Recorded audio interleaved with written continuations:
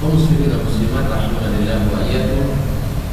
Kemudian salawat dan salam yang menyertai majelis kita kepada Nabi besar kita Muhammad sallallahu alaihi wasallam, pada para istrinya, para anak, cucu dan keturunannya, para sahabat, para tabi'in dan yang mengikuti mereka dari istiqamah di atas ajaran Nabi alaihi salatu wassalam sampai hari kiamat. Semoga kita termasuk di antaranya, amin ya rabbal alamin. Kaum muslimin dan muslimat yang dirahmati Allah Subhanahu wa taala, kembali kita menyambung kaji bersama Imam Al-Khatib Al-Baghdadi rahmatullahi taala alaihi wa ala sayyidil ulama al-kiram. Masih dalam bab taghlid di antara al-amal bil ilm, peringatan keras bagi orang-orang yang meninggalkan mengamalkan ilmu. Dalam kitabnya Iqtida'ul Ilmi bil Amal, konsekuensi dari itu adalah amal. Kita sampai pada kalinya 90. Qala rahimahullah ta'ala, Amba'ana Abu Abdullah Ahmad ibn Muhammad ibn Abdullah Al-Katib telah menceritakan kepada kami Abu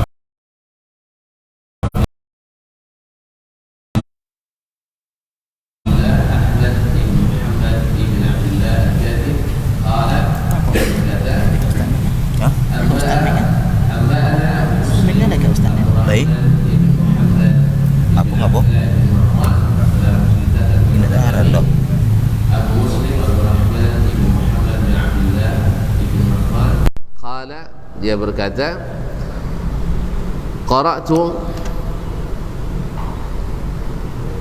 Qara'tu ala Abi Ja'far Muhammad ibn Muhammad Abi Ja'far Muhammad ibn Ahmad ibn Muhammad As-Subhi qala haddatsana Abu Raja Muhammad ibn Hamduyah ibn Musa, telah menceritakan kepada kami Abu Raja Muhammad ibn Hamad ibn Jamil, telah menceritakan kepada kami Ahmad ibn Jamil. Qala, dia berkata, akhbarana Hafs ibn Humaid, telah menyampaikan kepada kami Hafs ibn Humaid an Ibn Mubarak, dari Ibn Mubarak Marwazi, salah seorang dari a'immatul Islam yang disebut oleh Ibnu Hajar rahimahullah jumi'a fi jami'u khisalil khair. Ini Abdullah Mubarak ini semua sifat kebaikan dikumpulkan pada pribadinya. Dia berkata, kana rajulun zamanin, ada seseorang laki-laki yang memiliki harta, orang kaya. Lam yasma' bi'alimin, tidak ada seorang alim pun yang dengarkan, tidak seorang ulama pun dia dengar keberadaannya, illa atahu, kecuali dia mendatanginya. Artinya asal ada ulama yang didengarnya,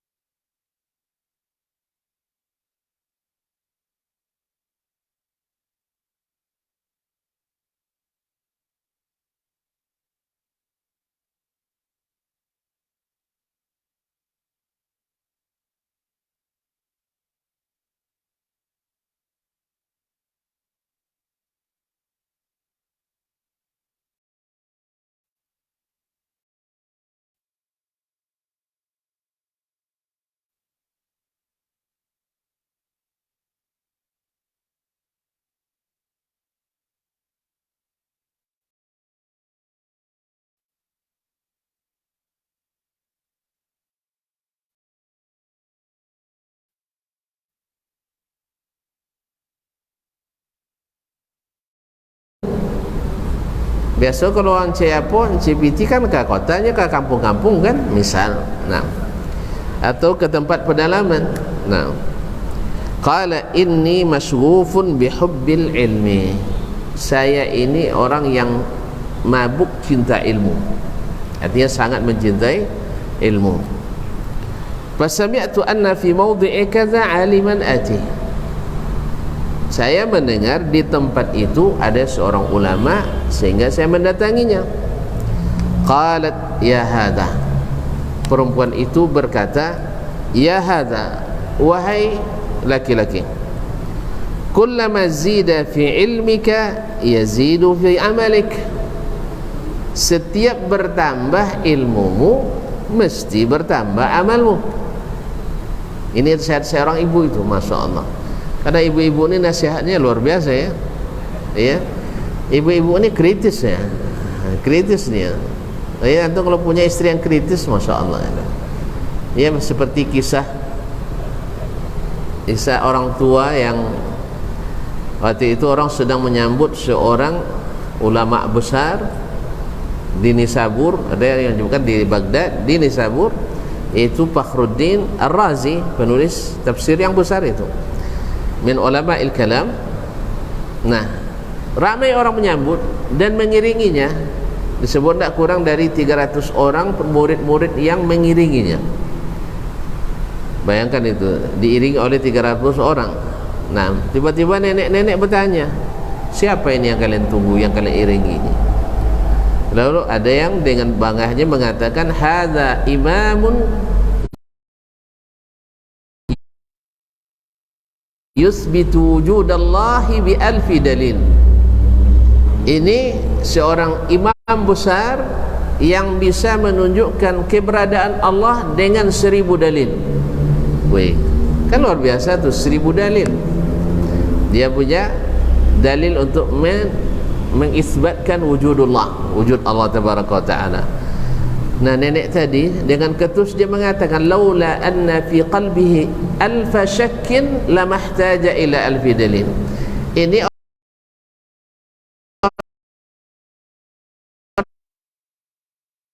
orang kalau tidak ada 1000 keraguan pada dirinya, tidak perlu 1000 dalil. Nah, aduh nenek ini jawaban membuat orang terdiam ini. Kalau tidak ada 1000 keraguan dalam dirinya, tidak perlu 1000 dalil tentang wujud Allah tabaraka wa ta'ala. Ini nenek kelewat pintar ini. Ini seperti perempuan ini juga. Jadi wa hadza kullama zada fi ilmika yazidu fi amalik. Harusnya setiap bertambah ilmumu mesti bertambah amalmu. Subhanallah. Di dalam kritik ini ada tersimpan tuduhan juga ini ya. Nah, subhanallah. Tapi bermanfaat bagi orang yang ingin nasihat, bermanfaat. Bagi orang yang tidak ingin nasihat, ini dianggapnya sebagai tindak kejahatan ini. Nah, au tazidu fi ilmika wal amalu mauquf.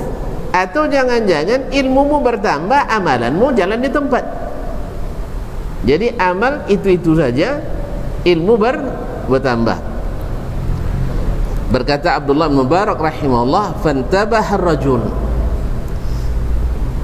Tiba-tiba laki-laki ini mendapat peringatan dari wanita ini. Wa raja'a, akhirnya dia pulang. Wa akhadha fil amal, akhirnya dia pun mulai mengamalkan ilmu yang belum dia amalkan. Kalau sempat secara tekstual kita pahami, ini banyak kita yang pulang nih. Termasuk saya, termasuk pulang nih. Kaum muslimin wa muslimat dirahmati Allah. Ya, ini artinya wallahu taala alam, beliau menyebutkan riwayat ini bahwa kita jangan sampai menyia-nyiakan ilmu dan mengamalkan yang lain daripadanya. Karena dalam riwayat sebelumnya perkataan para ulama dan juga sebelumnya perkataan Nabi alaihi salatu wassalam bahwa ilmu itu baru bermanfaat bila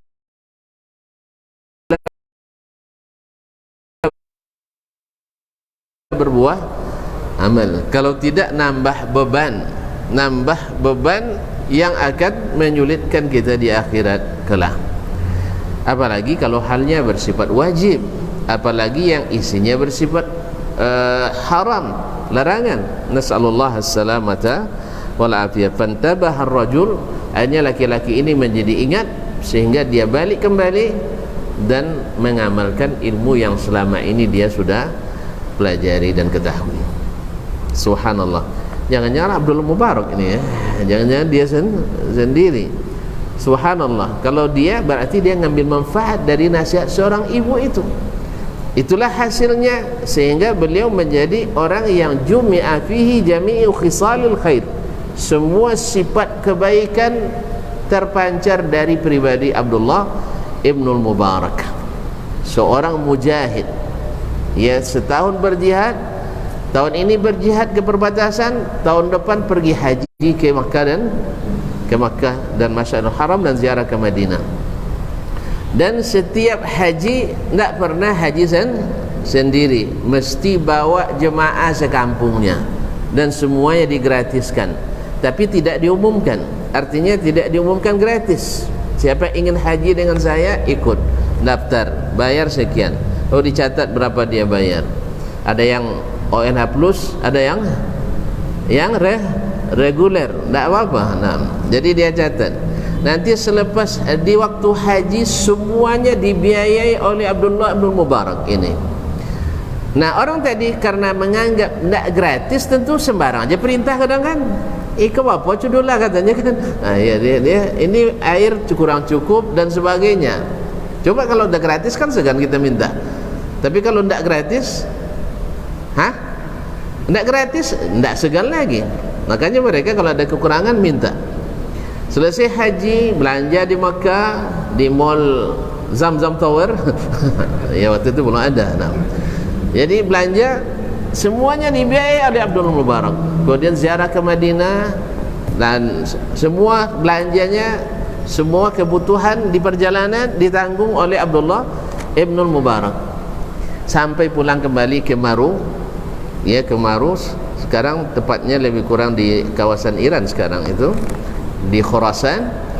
Maka sesampainya di situ, beliau 2 hari sampai di rumah, mengundang seluruh jemaah tadi dan anak keluarganya ke rumahnya. Syukuranlah ya, dia beri makan. Setelah itu selepas makan-makan semuanya, masing-masing jemaah diberi 2 pasang pakaian. Ternyata beliau juga toke kain gitu. Jadi bisnis, di antara bisnisnya termasuk konveksi. Jadi dikasih masing-masing 2 pasang pakaian baru. Ya, ini di samping yang dibelikan di tanah suci. Cerek kuning dah ada tuh, udah lengkap. Cerek kuning apa lagi, calak, umpit patimah sebagainya, dah lengkap itu, korma dan sebagainya. Ini kain baru dikasih 2 pasang per orang. Selepas itu di absen masing-masing berdasarkan daftar yang menyetor. Si fulan, silakan maju. Ini uang kamu berapa setor kemarin? Misalnya 300 dirham. Ini 300 dirham. Belum dibuka. Bayangkan kayanya itu orang. Ya, Abdullah Ibn Mubarak rahimahullah ta'ala. Mungkin dia yang dalam riwayat ini barangkali dia. Jadi seluruh ilmunya dia amalkan, insyaallah ta'ala, kecuali yang tak boleh ya. Mana tahu tak boleh. Kaum muslimin dan muslimat dirahmati Allah SWT. Jadi nenek tadi peringatannya berguna bagi laki-laki ini. Bukan maknanya berhenti nuntut ilmu, tidak, tetapi mengamalkan ilmu yang sudah diketahui. Qala rahimahullah, berkata Imam Al-Khatib rahimahullah ta'ala, akhbarana Al-Qadhi Abul Ala Muhammad ibn Ali Al-Wasiti, telah menceritakan kepada kami Al-Qadhi Abul Ala Muhammad ibn Ali Al-Wasiti. Qala akhbarana Abul Fath Muhammad ibn Husain Al-Mawsili, telah menceritakan kepada kami Abul Fath Muhammad ibn Husain Al-Mawsili. Qala haddathana Abdullah ibn Ali Al-Umari, telah menyampaikan kepada kami cerita Abdullah bin Ali Al-Umari. Qala haddathana Al-Fath ibn Shakhraf, telah menyampaikan kepada kami berita ini Al-Fath bin Shakhraf. Qala haddathana Abdullah ibn Khaybaq, Abdullah bin Khaybaq. Qala haddathana Abdullah ibn Sindi. telah menceritakan kepada kami Abdullah ibn Sindi an Ibrahim ibn Adham, dari Ibrahim ibn Adham. Ibrahim ibn Adham juga seorang ahli zuhud yang terkenal, ahli ibadah yang terkenal, dan banyak cerita atau kisah-kisah yang dinisbatkan kepada beliau, perkataan-perkataan hikmah yang diriwayatkan daripadanya. Di antaranya apa yang disebutkan atau diriwayatkan oleh Imam Al-Khatib di sini, kharaja rajulun yatlubul ilma. Ada seorang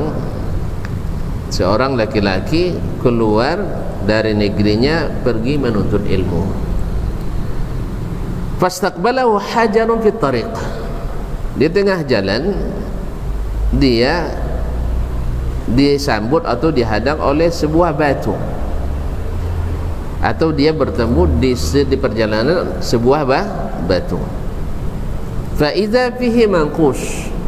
Ternyata batu itu ada pahatannya, ada tulisannya. Ada tulisan pada batu itu. Apa isinya? Iqlibni taral ajaba wa ta'tabir. Silakan kamu balik saya, kamu akan melihat hal yang menakjubkan dan ada pelajaran. Jadi ada hal yang menakjubkan dan ada pelajaran di dalamnya. Qala, berkata Abdul Ibrahim bin Adham, orang itu berkata, fa'aqlibul hajar, lalu saya membolak batu itu, membalik batu itu. Fa idza fihi maktub, ternyata di bawahnya tertulis, anta bima ta'lamu la ta'mal. Kamu apa yang sudah kamu ketahui belum kamu amalkan. Kaifa tatlubu ma la ta'lam. Oleh sebab itu kenapa pula kamu cari yang belum kamu ketahui? Yang ada aja belum habis kan itu ceritanya. Yang ada saja belum kamu amalkan, kenapa cari lagi? Qala faraja'a ar-rajul. Ibrahim bin Adham mendapatkan teguran seperti itu, laki-laki itu kembali, maksudnya bukan berhenti ilmu tapi mengamalkan ilmunya. Karena ini adalah ibrah yang luar biasa kaum muslimin dan muslimat dirahmati Allah. Wallahu ta'ala alam. Mungkin ini salah satu cara Allah memberikan teguran kepada hamba-hambanya, dan ini tidak mustahil. Batu di zaman Nabi SAW pernah mengucapkan salam ke Rasulullah SAW.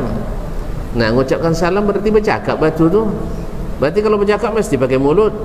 Tak mesti ya. Makanya kaedah kalau bercakap mesti pakai mulut, itu tidak berlaku. Allah bisa saja membuat kulit kita bercakap tanpa mulut. Di kulit itu ada gambar mulut, itu ilustrasi itu. Nah, ilustrasi orang imajinasi, apa namanya? Bukan imajinasi, film-film apa? Animasi. Jadi tidak mesti semua yang bercakap mesti pakai mulut. Semua orang begitu. Ya, kalau Allah bercakap pasti punya mulut kayak kita. Tidaklah. Berapa banyak hamba Allah, makhluk Allah yang bercakap tanpa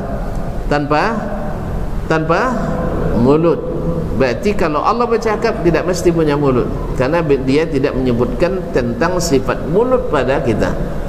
Yang dia katakan adalah dia berbicara. Itu yang kita imani. Berbicara. Pakai mulut? Tidak tahu, karena tidak diberitakan. Dan tidak boleh pula kita nafikan berbicara, karena menurut kita setiap berbicara mesti pakai mulut, atau keliru. Batu bicara tanpa mulut. Dulu di zaman Nabi, sebelum dibuat mimbar, Nabi khutbah sambil bersandar ke korma, batang korma yang masih kecil. Nah, setelah dibuatkan mimbar, Nabi pun tentu khutbah di atas mimbar. Bersedihlah korma itu, menangis dia.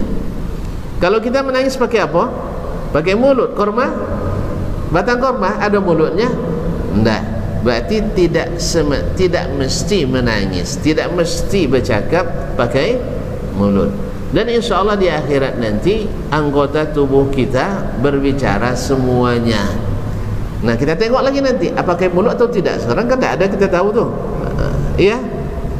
Ya, mana tahu nanti pakai mulut. Di lutut ada muncuang, di kaki ada muncuang, di telinga ada muncuang. Tak mesti. Oleh sebab itu kaedah yang mengatakan kalau berbicara mesti punya anggota seperti anggota manusia, itu adalah keliru, sehingga tidak bisa menafikan ayat-ayat Al-Quran dan hadis-hadis Nabi yang sahih. Itulah tadi, karena 1000 keraguan akhirnya memerlukan 1000 bukti atau dalil, karena keraguannya lebih menonjol daripada keyakinannya. Padahal kita disuruh apabila mendengar Allah mengatakan, Rasul sallallahu alaihi wasallam menyabdakan, sami'na wa ata'na, amanna wa saddaqna, beriman dan membenarkannya.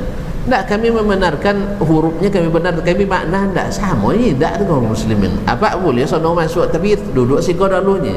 Sampai bila? Sampai sudah acaranya. Boleh masuk lah. Lah sudah acara boh.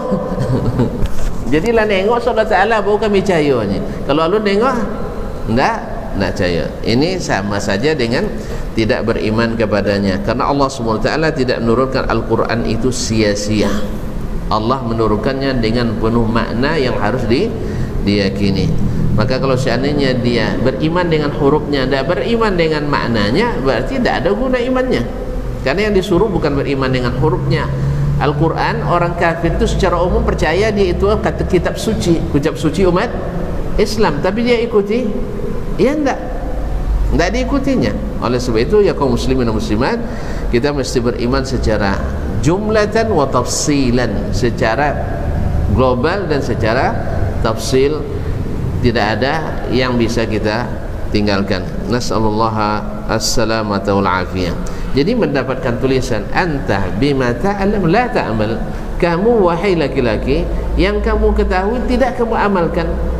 Terus kaifa tatlubu ma la ta'lam, kenapa kamu tambah lagi beban dan hujjah yang akan memberatkan. Faraja'ar rajul, ini juga menunjukkan bahwasanya meninggalkan amalan atau meninggalkan mengamalkan ilmu termasuk sesuatu yang tidak dianjurkan dan tercela. Kaum muslimin dan muslimat dirahmati Allah Subhanahu wa taala. Kemudian berkata Imam Al-Khatib rahimahullah, akhbarani Ubaidullah ibn Abil Fath Al-Farisi, telah menyampaikan kepada kami berita ini Ubaidullah bin Abil Fath Al-Farisi, qala anba'ana Muhammad bin Al-Abbas Al-Khazzaz. Di sini tertulis Al-Kharraz, ya. Sebenarnya adalah Al-Khazzaz karena dia pedagang sutra. Ambana Muhammad Abbas Ibn Al-Khazzaz, bukan Al-Kharraz, Al-Khazzaz Ibnu Hayyuya, Abu Umar Ibnu Hayyuya Al-Baghdadi. Qala hadatsana Ja'far ibn Muhammad As-Sandali, telah menceritakan kepada kami Ja'far bin Muhammad As-Sandali, qala akhbarana Al-Hasan ibn Muhammad ibn Sabah, menceritakan kepada kami Hasan ibn Muhammad ibn Sabah, qala haddatsana Muhammad ibn Yazid ibn Khunais, telah menceritakan kepada Muhammad ibn Yazid ibn Khunais, qala Umar ibn Qubais, berkata Umar ibn Qubais, haddatsani Atha, telah menceritakan kepada kami Atha, yakni Atha ibn Abi Rabah Al-Makki, qala, dia berkata Atha ibn Abi Rabah adalah thiqatun faqih fahih Makkah. Beliau di masa pemerintahan Khalifah Abdul Malik ibn Marwan tidak boleh berfatwa di musim haji kecuali Atha bin Abi Rabah. Subhanallah.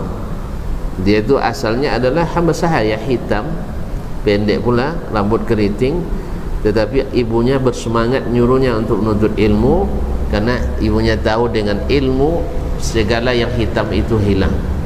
Ya, yang tidak ganteng jadi ganteng. Insyaallah taala ilmu menghiasinya. Sehingga beliau didahulukan bukan selangkah, berlangkah-langkah gitu, ditinggikan bukan sederajat, bertingkat-tingkat, sehingga sampai hari ini menjadi ikutan dan teladan bagi umat setelahnya. Kana fatan, Atha bin Abi Rabah berkata rahimahullah, kana fatan yakhtalifu ila ummil mu'minina Aisyah radhiyallahu anha wa an abiha. Ada seorang pemuda yang senantiasa datang kepada Ummul Mukminin Aisyah, belajar kepada Ummul Mukminin Aisyah radhiyallahu anha.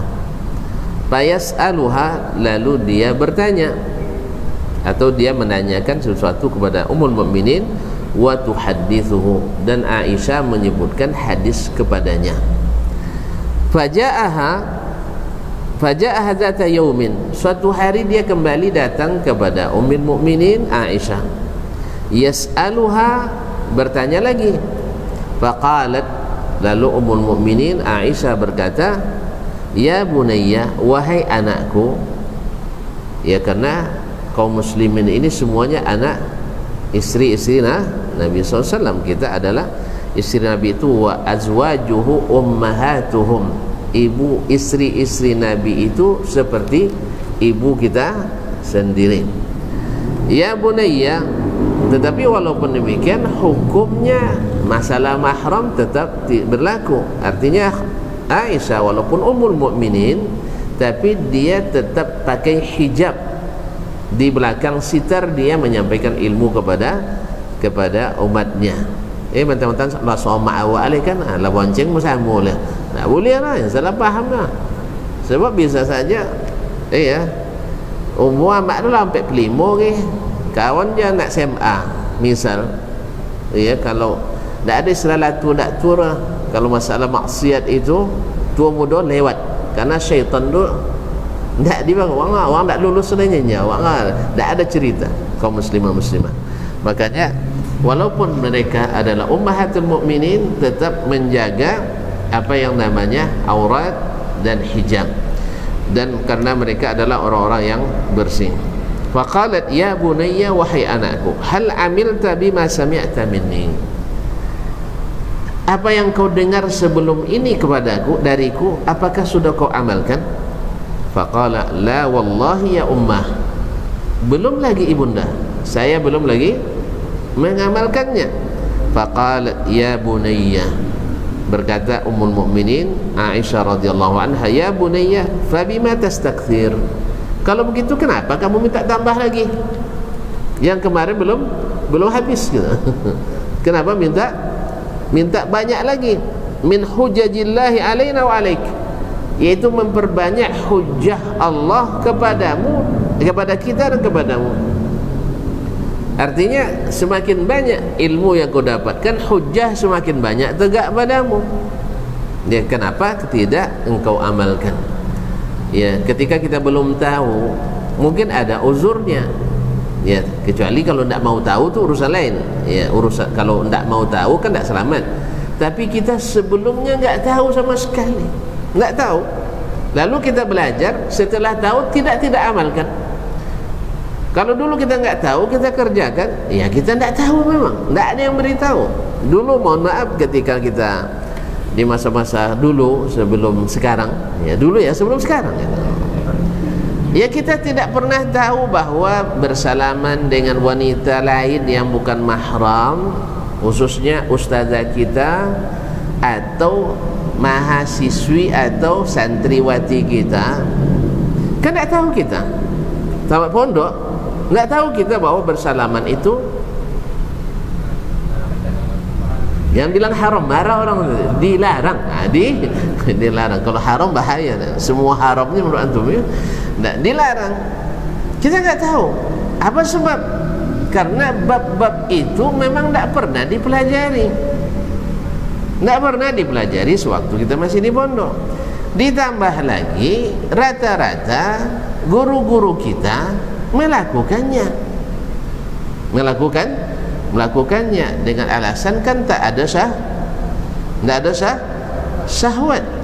Kan yang dilarang kalau ada syahwat. Ini kalau masalah ada tidak ada syahwat, tak ada detektornya. Iya, saya bisa aja ngaku tak ada syahwat. Siapa yang tahu? Ada yang tahu? Tak, kecuali kalau ada syahwat itu langsung menggigil kita, iyalah. Ini tak ada alat detektornya. Tapi Nabi yang terjamin tidak sakit syahwatnya menyentuh wanita, beliau juga tidak bersalaman dengan kaum wanita yang bukan mahramnya. Dulu kita tak tahu nih, tak tahu kita. Untung lega pemalu sekenek, taklah maluan orang, pemalu sekenek khususnya ke wantina, sehingga jarang bersalaman. Ya, padahal kalau bersalaman bagi kita waktu itu menurut kita tidak Berdosa karena semuanya kita lihat dimanapun kita ngaji. Ya, nak ngaji orang tua, nak ngaji orang remaja, kaji wirid remaja, wirid orang tua, wirid anak-anak, semua tetap bersalaman. Amak-amak je apa-apa je amak-amak, etek-etek je, semuanya salaman. Kita enggak tahu. Sekarang kita sudah tahu. Nah, kita amalkan atau tidak? Payah jadi setelah ngaji ke ustaznya. Payah setelah ngaji dahulu le kau dak pegang tangan lambut le tangan kau pegang tawilnya. Itu kan syaitan yang bicara kaum muslimin dan muslimat dirahmati Allah semua. Berarti kau santan tu nak lambut mana yang tidak. Berarti ada atau tidak? Ada rupanya, ada ketahuan. Oleh itu kaum muslimin dan muslimat dirahmati Allah. Jadi memang waktu itu kita tidak mengetahui. Kita fokus masalah batal tak batal wudu. Kan itu ya. Kalau pas sudah wudu, alhamdulillah selamat. Nak salam etek jawab, etek dan sudah bau dua. Bekolah sudah salat kau salam kan itu. Lah sudah salat bau salam. Itu dia. Kadang lah mau saji lah baru lah. Karena kita enggak tahu. Mudah-mudahan waktu itu kita tidak ada hujah yang sampai ke kita. Ketika ditanya, apa salaman dulu kan? Ya dulu saya enggak tahu ya Allah. Kenapa enggak tahu? Ya enggak ada yang ngasih tahu. Makanya seperti kata Syekh Muhammad bin Abdul Wahhab rahimahullah ta'ala ketika dia menyebut orang-orang yang tawaf di kuburan Badawi, Syekh Ahmad Al-Badawi di Mesir, atau tawaf di kuburan Abdul Qadir Al-Jilani misalnya, dan lain-lainnya, mereka tawaf, memang tawaf ya. Kata beliau, kami tidak mengkafirkan mereka. Dia mengatakan, kalaulah kami tidak mengkafirkan orang-orang yang tawaf di kuburan Sayyid Ahmad Badawi dan yang tawaf di kuburan Abdul Qadir Al-Jilani, kan dianggap wali itu kan, bagaimana pula kami mengkafirkan orang yang tidak sepaham dan semazhab dengan kami? Karena ini kan tawaf di kuburan, terlarang atau tidak? Syirik atau bukan? Syirik. Tapi beliau tidak kafirkan itu. Gimana pula dengan mengkafirkan orang yang melakukan kunut subuh atau zikir jama'i atau apa nama lagi, atau yasinan atau tahlilan? Gimana pula kita kafirkan itu? Orang yang jelas-jelas syirik saja tidak dikafirkannya. Kenapa? Li'adami man yuzakkiruhum, karena tidak ada orang yang memberitahukan dan mengingatkan mereka. Berarti beliau memberikan uzur dengan kejahilan. Tapi kalau sudah tahu, tetap ngotot, ini hujah sudah berdiri itu. Dan jangan pula sengaja, tidak usah ngaji nanti besok tidak bisa kita tahu kuburan lagi, tidak bisa ngalap berkah lagi ke kuburan. Itu tidak, itu bukan alasan. Kalau sudah ada yang menjelaskan, mesti kita mendengarkan sampai paham. Jangan mulai bercerita lah tentang masalah itu, mulai angin telinga kan, sudah itu tutik tutik amat hati, ada jilbabin hati, tidak jilbabin kepala, akhirnya terhijab hati kita. Demikian seterusnya kaum muslimin dan muslimat dirahmati Allah. Jadi kalau tambah ilmu kamu, kata Ummul Mukminin, bertambah hujah Allah kepadamu. Nah, yang kemarin sudah diamalkan atau belum? Kalau belum, untuk apa kau minta tambah? Nah, kenapa kita nak mesti juga nuntut ilmu, padahal kan memberatkan itu? Karena semakin bertambah ilmu, semakin tinggi derajat kita. Semakin bertambah ilmu, semakin banyak peluang cari pahala dan masuk surga. Dan semakin menuntut ilmu kita, semakin semakin banyak dihitung kita berjihad fi sabilillah. Allah sandingkan jihad dengan menuntut ilmu dengan jihad fi sabilillah, pahalanya seperti berjihad. Makanya untuk ilmu itu berat. Kalau nak sambil bercewek untuk ilmu, tidak untuk ilmu kan. Sebab jihad itu mesti bebas dari kemaksiatan, ya, kecuali dosa-dosa kecil yang tak bisa dihindarkan. Makanya para pemimpin perang dulu, kalau terjadi lambat kemenangan didapat, mereka pasti periksa pasukannya siapa yang berbuat maksiat. Bukan dia periksa siapa yang tidak berlatih, tidak. Karena berlatih itu hanya bagian kecil dari yang menentukan kemenangan. Yang terbesar yang menentukan kemenangan itu adalah ketaatan. maka mereka periksa. Kalau ada di antara yang berbuat maksiat, disuruh bertaubat. Makanya masih ingat kisah ketika membuka Al-Khawarizm, yaitu daerah jajahan Rusia dulu, di Asia Tengah ya. Asia Tengah tu bro. Baik. Di Khawarizm waktu itu sebulan tidak juga bisa ditaklukkan. Sebulan. Lalu panglimanya mencari tahu ada apa, kenapa terlambat kemenangan ini datang. Akhirnya ditanya masing-masing, ada enggak di kalian yang berbuat maksiat? Karena mereka jarang berbuat maksiat sehingga mudah dideteksi maksiatnya. Kalau kita terlalu banyak payah mendeteksi, tidak ada rusaknya. Padahal lah penuh deh catat maksiat. Mereka tidak ada, dicari tidak ada. Akhirnya teringat oleh mereka karena sibuk berperang, lupa pakai siwak. Nah coba bayangkan, siwak yang kadang-kadang bagi sebagian jadi cuma lagi kan. Jadi cuma siwak, tahu siwaknya? Ngan gesek ke gigi tu. Tapi dia kalau banci pun jadi dapat uang buat, itu aja lah. Nah, ini kadang kan tak semua yang harus dilaksanakan depan orang lain. Sama cuci gigi atau nggak makannya. Kadang ada sebagian awak lu sudah makan lah cuci gigi ke awak.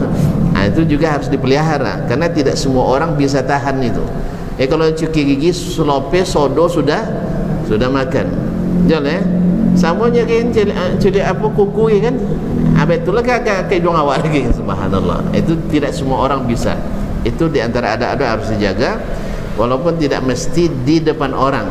Tapi intinya mereka waktu itu tidak memakai siwak lama, sebab lama perang. Dia kan sebulan berperang tak sampai kena siwak kan, tak kan? Nah, jadi akhirnya diperintahkan oleh pasukan, oleh panglimanya, sekarang juga kalian ambil ranting-ranting kayu apa yang bisa. Kalau tidak ada kayu arak, karena asalnya kayu arak yang banyak kandungan gizinya, kandungan apa namanya, kloridnya dan sebagainya. Iya, klorid nomor sah. Tidak bentang kandungan. Jadi yang dibutuhkan dalam bersihkan gigi itu, maka semua mereka ada yang manjat, ada yang mencabut, ada yang dipatah, langsung bersiwak semuanya. Dulu tuh kan nampak lawan tuh, akhirnya datang mata-matanya, bahaya ini, umat Islam nak memakan kita. Coba lihat, mereka sudah mengasah giginya semua. Dikira mengasah gigi karena dia tak tahu orang tuh. Subhanallah, itu saja sudah membuat down semangat mereka, karena umat Islam akan habis-habisan memerangi mereka dan memakan mereka. Subhanallah, dengan izin Allah SWT. Kemudian doa mereka dan kembali kepada menerapkan sunnah ini yang terlupakan oleh mereka, Allah berikan kemenangan pada hari itu juga. Subhanallah, kecil kan, tapi ternyata hikmahnya luar biasa. Oleh sebab itu maka kita selalu bersemangat, jangan mengecilkan apapun yang sabit dari Rasulullah sallallahu alaihi wasallam. Apapun yang sabit sunnahnya dari Nabi, jangan sesekali merendahkan, apalagi mencemooh. Apalagi mencemooh, karena mencemooh sesuatu yang disukai Nabi SAW, tanda kita tidak menyukai Nabi. Walaupun nangis-nangis berlagu cinta Nabi, karena tidak sedikit orang nangis cinta tapi suruh menikah tidak pandai cinta istrinya. Kan banyak berlagu, tahu ya ada permintaan tu, pas boleh ada permintaan lagu tentang cinta atau lagu tiba-tiba itu babantah tiba rumah, sudah lagu cinta tiba rumah babantah. Kan banyak perlu bukti, kalau bukti apa buktinya. Jadi kaum muslimin muslimat dirahmati Allah SWT, apa sebab? Karena lagu itu banyak dustanya, lagu banyak dustanya, sehingga orang yang suka baduto sabui doang pandai lagu. Kalau dong pernah ngicu, kodok ngicu tu baca tu cerita tentang bisnisnya tu, ada nampak dia supaya kau telefon dia tu, cuba nyanyi jendang ngonjennya pandai lagu. Apa maksud? Pandai bacita, pandai baduto. Oleh sebab itu lagu belum tentu bukti cinta.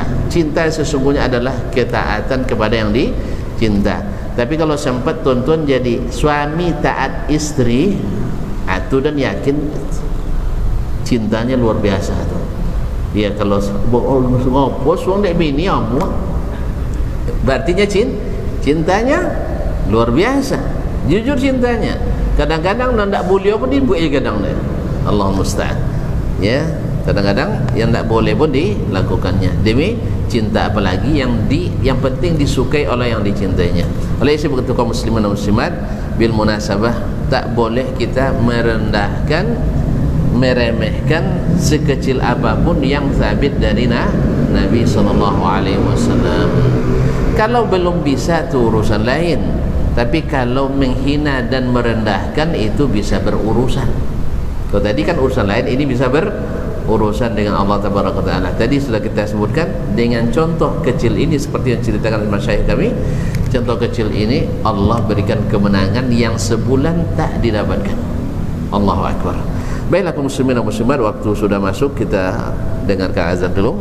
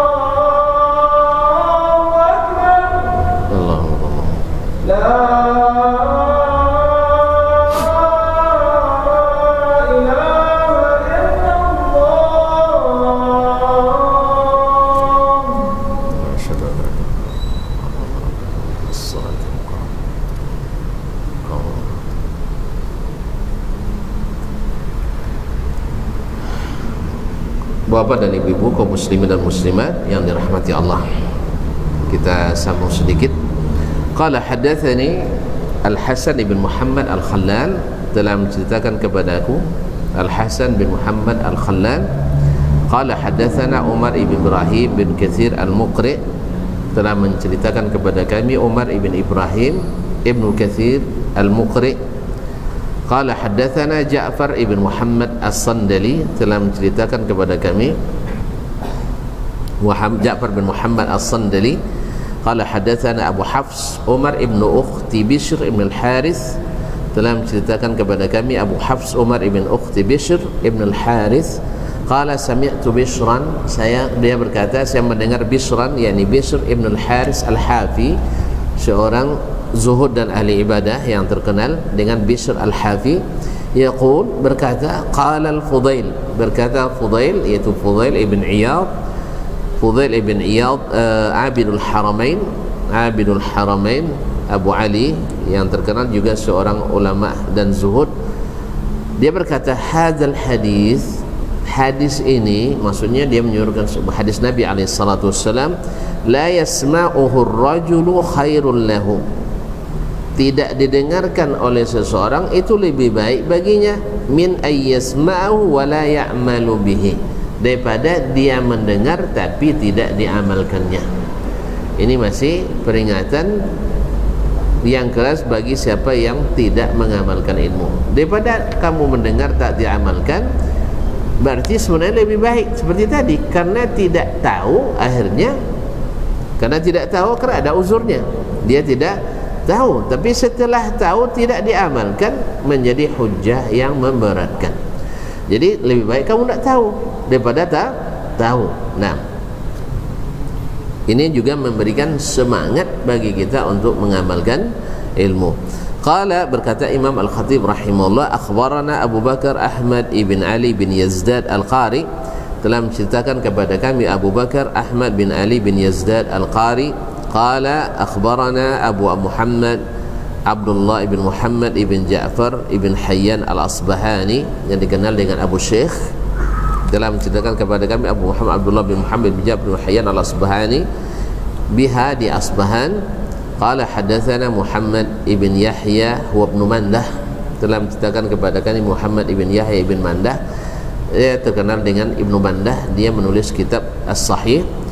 Qala hadatsana Muhammad ibn Isam, telah menceritakan kepada kami Muhammad ibn Isam Al-Asbahani, an abihi, dari bapaknya, an Sufyan, dari Sufyan, yaitu Sufyan ibn Sa'id ibn Masruq Ats-Tsauri, an Abi Hazim, dari Abu Hazim, qala radiyan nasu binal amali bil ilmi, radiyan nasu minal amali bil ilmi wa radu minal fi'li bil qawli, orang banyak hanya sekedar berilmu sudah cukup tanpa mengamalkan, dan mereka juga ridha dengan mengatakan tanpa memperbuat. Jadi pada umumnya orang suka ilmu itu diketahui saja tanpa diamalkan, atau cukup disampaikan tanpa dilakukan, kan gitu. Yang membuat orang tak senang itu rata-rata itu, kalau kita mengamalkan, kan masalahnya sunat kok dipaksakan, masalahnya kok makruh kok dilarang-larang, kan itu kan sudah tahu, dah selesai lah, yang penting sudah tahu. Ini dikatakan oleh Imam Abu Hazim, banyak dari dulu memang manusia itu cukup, ia merasa cukup dengan mengetahui, merasa cukup dengan menyampaikan tanpa memperbuat dan mengamalkan. Ini juga gambaran umum, memang pada umumnya kebanyakan manusia tidak suka atau tidak mengamalkan ilmunya. Nas'alullah as-salamata wal afiyah. Qala akhbarana Muhammad ibn Ahmad ibn Rizq, yang kenal Ibn Rizq, ya, telah menceritakan kepada kami Muhammad bin Ahmad ibn Rizq. Qala anba'ana Uthman ibn Ahmad ad-Daqqaq, telah menceritakan kepada kami Uthman bin Ahmad ad-Daqqaq. Qala hadatsana Hanbal ibn Ishaq, telah menyampaikan kepada kami Hanbal ibn Ishaq, anak paman Imam Ahmad rahimahullah. Qala hadatsani Abu Abdullah, yakni Ahmad bin Hanbal, telah menceritakan kepadaku Abu Abdullah, yaitu Ahmad bin Hanbal, imam mazhab Hanbali, imam ahli sunnah bila niza.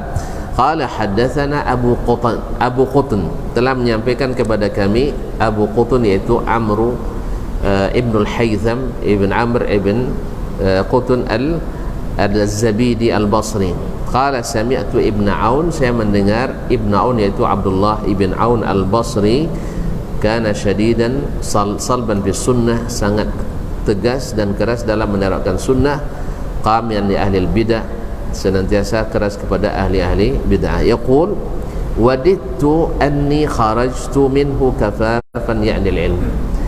Kalau bisa saya ingin selamat keluar daripada membawa ilmu ini, sebab ilmu ini bebannya berat, bukan hanya sekedar mempelajari lalu dihafalkan lalu mengetahui, tetapi berat kalau tidak diamalkan. Sebab berapa banyak hujah. Ya kalau bisa, kan itu wadidtu, saya berkeinginan andainya saya bisa bebas dari ilmu ini tanpa ada beban. Tapi bisa atau tidak? Ya enggak. Makanya Nabi ngajarkan kita saddidu wa qaribu, yaitu berusaha untuk senantiasa benar dan mendekati kebenaran.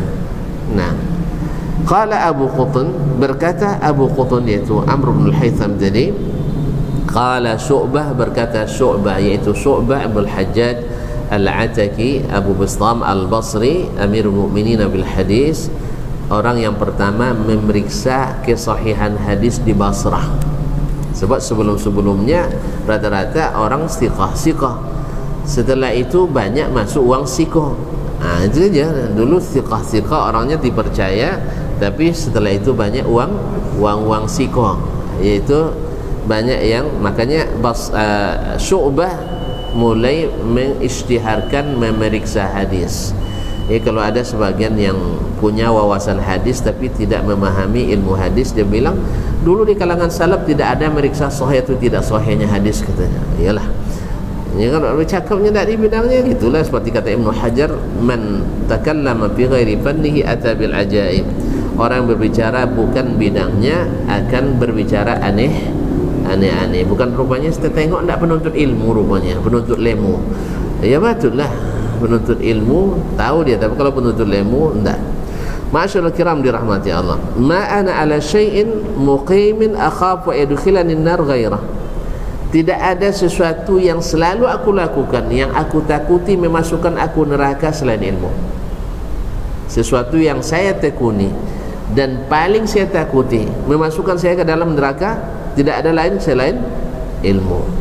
Karena ilmu tu kamu dikasih tahu sudah, kenapa tidak amalkan? Kamu sudah ditegah, sudah, kenapa tidak amalkan? Kamu sudah disuruh, sudah, kenapa tidak lakukan? Dan seterusnya. Ini yang paling saya takutkan. Kenapa dia takut? Dia mendapatkan hadis juga bahwa yang pertama diseret ke dalam neraka adalah diantaranya alim, qari'ul Quran, syahid fi sabilillah, ya, orang yang alim. Lalu dikenalkan, kamu sudah diberikan, misalnya saya laqad, tapi jangan yang diazab ya. Misalnya saya diberikan belajar gratis terus, ya gratis tawi. Nah, ya pada ndak awak kalau ndak ada gratis di sekolah, uang membayun. Ya awak anak yatim. Nah, sejak SD mamak dan bayun. SMP ndaklah mau ada apalah dah maju lo dapatlah gratis. Ke Jakarta ada gratis, ke Madinah gratis. Wang la dibaiki nikmat, sudah. Terus diakui kan? Baik. Apa yang kau lakukan dengan nikmat itu? Tentu dia jawab, ya Allah talabtul ilma liwajhik. Ya Allah, aku nuntut ilmu untuk keridhaanmu. Lalu kata Allah, Allah Maha tahu apa yang di hati ini. Mulut boleh bicara, saya ikhlas, bayarlah seikhlasnya. Sudah itu dipegang udah kan, seikhlasnya lah paknya, bayar 50.000, tidak cukup dapat 50 juta. Allah Ustaz, kamu bohong, kazabta, kamu bohong, kazabta, innama talabtal ilma liyuqal innahu alim. Kamu nuntut ilmu supaya dapat gelar ulama. Kalau di sini kita bisa aja di dunia, tapi di akhirat enggak. Semuanya akan jelas di hadapan Allah SWT. Oleh sebab itu, kalau tuan-tuan berdoa, jangan lupakan doakan juga saya, sebagaimana saya juga mendoakan kita bersama ya. Mudah-mudahan Allah beri kita keikhlasan, karena ada jaminan kaum muslimin dan muslimat. Karena kata Imam Sufyan Ats-Tsauri, niat itu paling sulit. Yatakhallab, karena letaknya di jantung, jantungnya mompa terus. Kadang-kadang sampai syaitan ke situ, karena syaitan itu mengalir dalam darah manusia. Dituji-tujinya jantung kita itu. Ya pertama ada ikhlas, tengah jalan balik lagi, perangi lagi, balik lagi. Seperti kata Imam Yahya bin Mu'az, li'annahu yataqallabu alayya kullama harabtuhu bilaunin ja'a bi alwanin ukhra. Awalnya dengan warna itu, saya perangi dia, datang dengan warna yang lain, macam bunglonnya bisa berwarna-warna. Nas'alullah as-salamata wal afiyah. Oleh itu kaum muslimin dan muslimat dirahmati Allah, patutlah Syu'bah takut ilmu itu yang paling cepat memasukkannya ke dalam neraka. Oleh sebab itu ada yang patut dibanggakan dari kita, dari ilmu kita. Tidak patut kita banggakan. Oh saya a'lamun nas. Nabi Musa saja ketika ditanya oleh seorang umatnya, ada enggak orang yang lebih berilmu daripadamu hari ini, hai Musa? Tentu dia jawab, dia Nabi kan? Saya tahu dia tidak ada yang lebih alim dari dia. Allah katakan, ada hai Musa, kamu pergi ke pertemuan dua laut. Nanti tandanya bila ikan yang kalian bawa kembali berenang di laut. Disitulah aku temukan hamba dan belajar kepadanya. Itu Musa alaihissalam. Apalagi dengan kita. Jadi Musa tidak mungkin berbangga-bangga nih. Jadi tidak ada yang patut dibanggakan. Saya lulus ini, tidak ada yang patut dibanggakan. Sebab itu justru akan merusak niat kita. Baiklah, itu makanya Syu'bah mengatakan tidak ada sesuatu yang senantiasa aku lakukan, yang paling aku takutkan memasukkan saya ke neraka seperti ilmu. Semoga Allah berikan kita keikhlasan dan dijauhkan daripada sifat riya dan ingin disebut-sebut dan ingin diangkat-angkat. Biarlah Allah saja yang angkat, karena kalau Allah yang angkat tak ada yang bisa menjatuhkan. Tapi kalau manusia yang angkat, cepat atau lambat pasti kita akan terbayar. Nas'alullah as-salamata wal afiyah. Semoga semuanya Allah berikan, Allah jaga dengan taufik dan hidayah. Amin ya rabbal alamin. InsyaAllah kita jumpa kembali pada pertemuan yang akan datang. Ustaz John Firawung tadi itu ada pertemuan sudah ikutnya. Nya ndak sekene itu di Datuk Den banyak kok. Datuk tahu sekene pertanyaan Datuknya. Non di Den banyak kok. Boleh. Yang sosok banyak agak jawaban lu dah. Tengoklah. Kalau banyak dan jauh lu dah nak.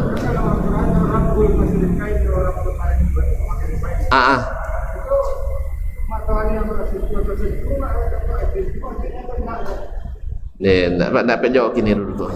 Esok lah ya, insyaAllah ya. Nak dapat jawab dulu. Tanya Ustaz John saya. Alah. Tak lari lah aja nampak. InsyaAllah esok insyaAllah itu. So Jumat so di Mesir Raya insyaAllah. Hah? Tak isan bayang gini dah. Nak lihat Datuk penasaran. Esok lah ya insyaAllah tu ya. InsyaAllah. Barakallahu fiik. Hah? Tak lama atau lolok dia tu. InsyaAllah. Nah, terima kasih dan mohon maaf. InsyaAllah jumpa kembali pada kesempatan yang akan datang. Wa subhanakallah bihamdik asyhadu an la ilaha illa anta astaghfiruka wa atubu ilaik. Wassalamualaikum.